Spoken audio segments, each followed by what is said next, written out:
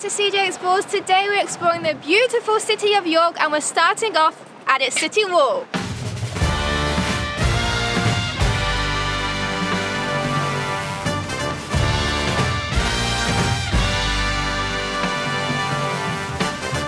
We're staying just outside of the city wall, so that means when we want to come into the city we have to enter through Micklegate Bar. This is the main entrance on the wall on the south side. It's very impressive, very cool, and we're going to go now and explore the wall.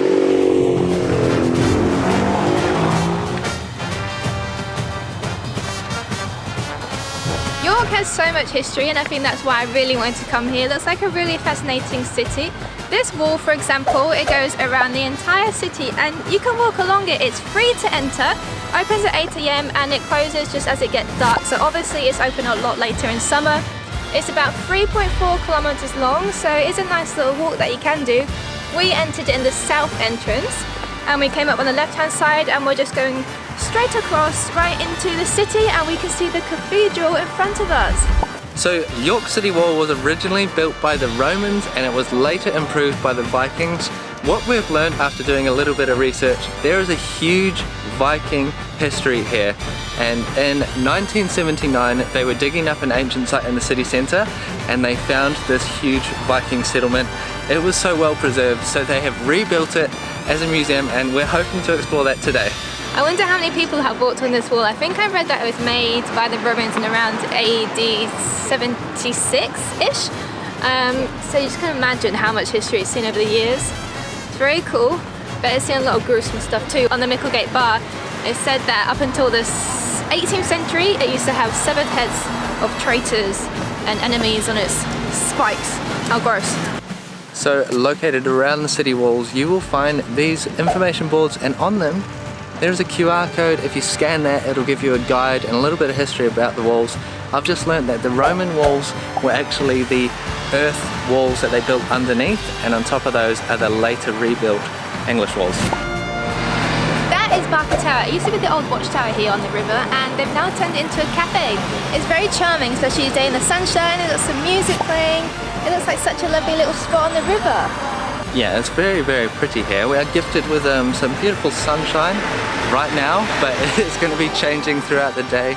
We have sunshine and clouds. So we are at Micklegate Bar and we are going to walk north, I think, around the top of the city. This part of the wall is just people's backyards. How cool is that, that you just get to look at this historical monument from your kitchen sink?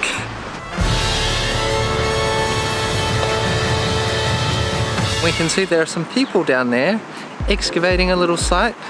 The York Archaeological Trust have some signage out. It looks like they are still exploring what there is to find in this area, which is so cool. Hopefully we hear some new developments. We have just stumbled across Gatehouse Coffee. It is in a gatehouse and it's this really, really old stone building. You can have coffee on the back of the gatehouse, but you can go upstairs one level or you can even go on the roof.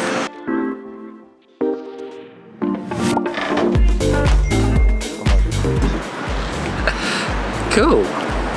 Yeah, so this old watchtower is now a cafe, but before this, I think up until around 1950s, it used to just be a house that you could rent all the way up until the, well, back to the 14th century. It used to be about 10 shillings a rent. Obviously went up over time, but yeah, this place, people used to live here. But now it's been a cafe since 2007, this guy's had it. How unique! And the coffee comes from a company that we used to live right next door to in Brisbane, All Press Espresso, so cheers guys.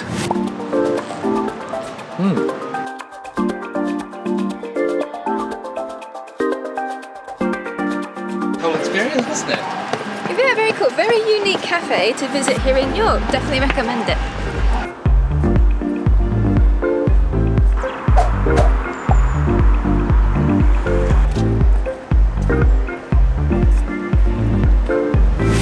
We are going to go across the bridge though and find somewhere for breakfast.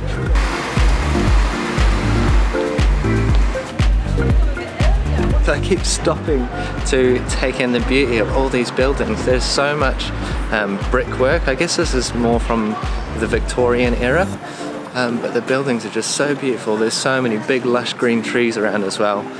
It's just a really pretty city we're finding. I really like it.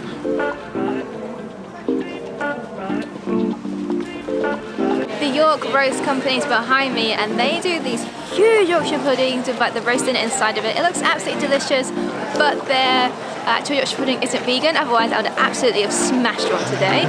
I was really hoping they'd do a vegan version, do a vegetarian version, but not vegan. Shambles Street is a very famous street here in York. It's very interesting looking. The buildings overhang. We definitely want to go see that. This is Shambles Market, and I know Shambles Street is in this area. Is it the same place? Let's go find out.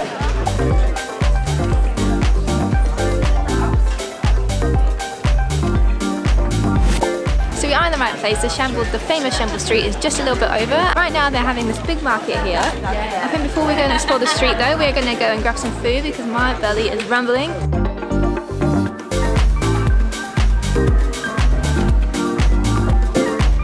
We've come to a double Dutch pancake house now because we saw on the window there was a big vegan sign, and it seems to be a lot of vegan options in this street. There's one across the road, and there's also one down the road called Orinoco, which was on our hit list, but it's closed today.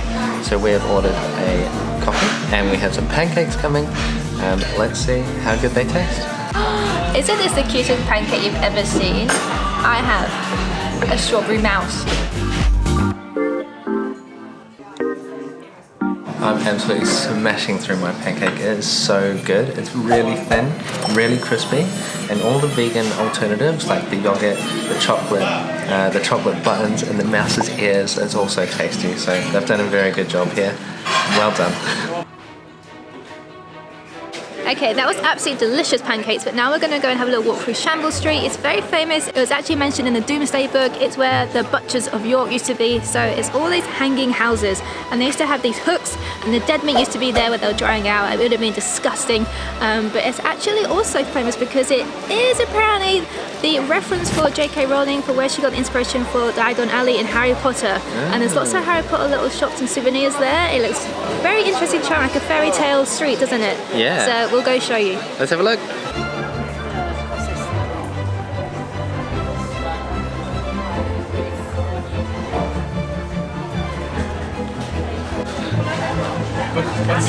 So yeah, it's very, very busy down this narrow little street, but it feels very old here. It's like very cobblestoney.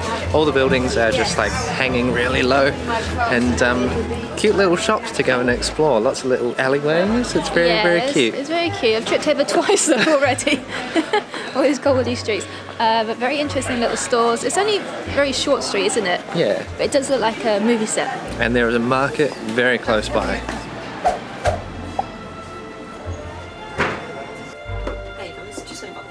There's a push in the corner here. More ones on the other side. So feel free to misspin yourself.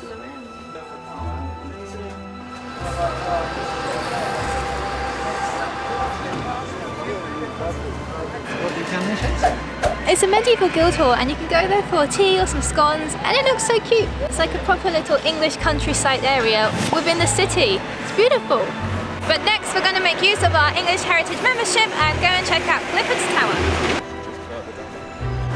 I love weeping willows, they're so pretty. You wouldn't think we're in the middle of the city right now. No, it's very peaceful with the birds singing. Gorgeous little cup for you found here. We're at Clifford's Tower. We're going to enter for free because if you saw a few vlogs back, we got our English Heritage passes in Cornwall. So this is part of the membership site, so we're going to check it out. I actually don't really have any clue about what Clifford's Tower is. So I'm going to go and learn.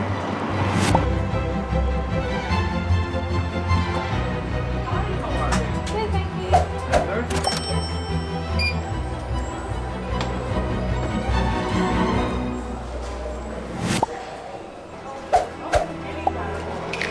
So the really cool thing about Clifford's Tower is inside they have these walkways which go up some stairs. All around the inside you can go to the King's Toilet. This is where King's pooped. Or to the King's Chapel, and then up some spiral staircases to the top where there's a huge platform for you to get a really good view of York and all the buildings around.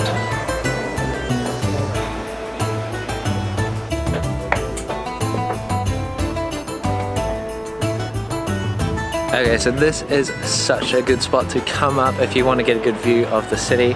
It's actually one of the tallest vantage points from the city, apart from the spire of a church and maybe York Minster. But from up here you can see pretty much everything. You've got views down to the river, over all the brick buildings, and they've done a really good job at preserving the structure but also making it more of an experience for people to come and visit, with this huge platform on the top and then an opening in the top where you can look down or look up at the sky from underneath. I think it's really cool. Interesting to note though that the mound that this is built on is actually man-made. So I think the Romans built the earth mound, then on top was originally a timber structure, and that's since been replaced by this stone structure that stands today, and now it has timber back on top with this huge platform which can accommodate a lot of people to come and visit. It's a wee bit windy up here. We have about an hour and 20 minutes because we have booked in a tour at the Jorvik Viking Centre. So we're going to go there soon, but we just think we might squeeze in a little visit to York Minster as we wait. Okay. Sounds good? Sounds good. Let's go.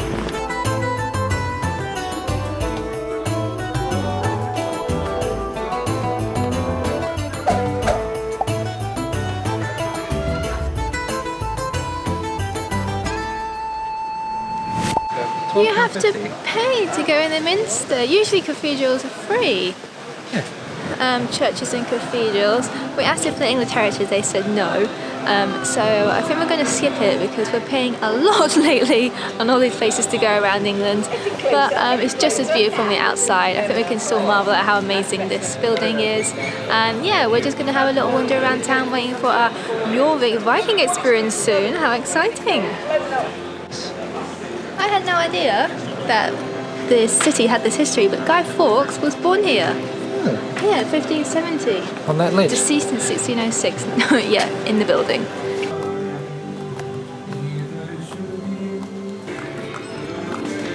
This is very cool. We are in a pub. Corey's ordered some chips, having a little freshman, where Guy Fawkes was born. That's pretty cool.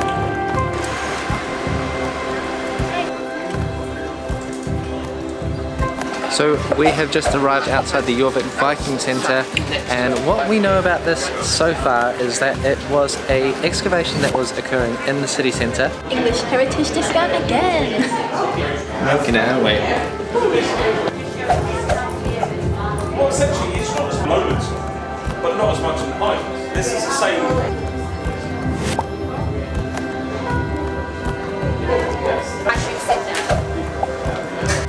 We are going to take you back in time to Jorvik, Viking Age York. I had no idea we were going to do this. We got on a ride. It's like a theme park ride, but it's full of information. I don't know where it's taking me.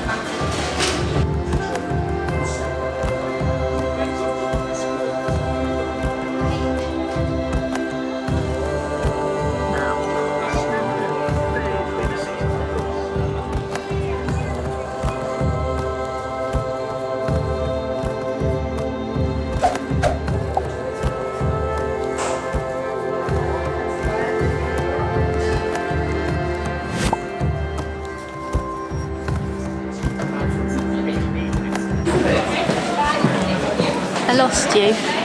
So we have just come out of Jorvik, and it was a really cool experience actually. There was a ride that we went on, and we got to go through like an old Viking settlement. It was Jorvik recreated, and we were kind of like on this track above us, and we floated through the Viking village.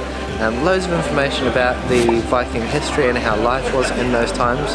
You could actually smell the scenes that you were in. So there was one part where you went past the latrine and it smelled a bit like poo-poos. And moss. And moss and toilet. You could smell all the natural smells. Not sure how they did that, but it was really, really well done. We learnt a lot, and Interesting. yeah, it was very, very interesting to learn about the Viking history of York. We have just been enjoying walking around York, but we are going to take a quick break now, find somewhere to have a drink and chill out for a little while we wait for dinner.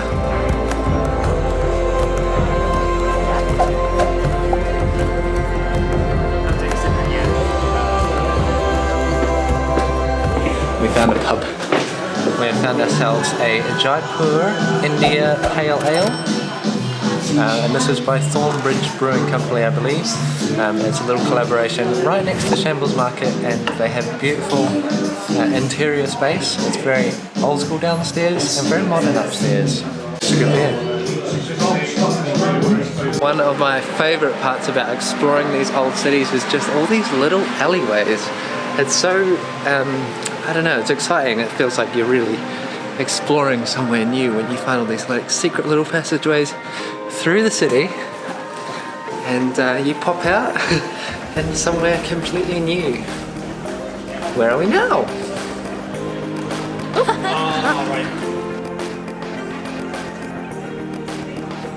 Okay, dinner time guys, we're gonna go to Döner Summer. It's inspired by Berlin street food. Sounds great, let's go eat.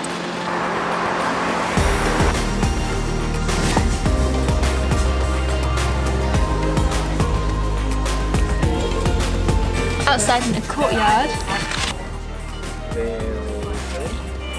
Everything's vegan, so I'm very excited.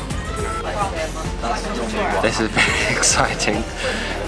We'll start off with a gin and tonic, and I've got a hot honey combo box.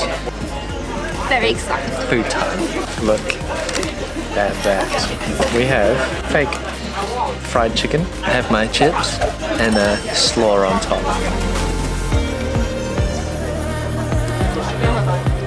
Okay, I'm being serious. This is so frustrating because now we have to come back to York to get this again. It's so good. This is the best fried vegan chicken that I've ever had.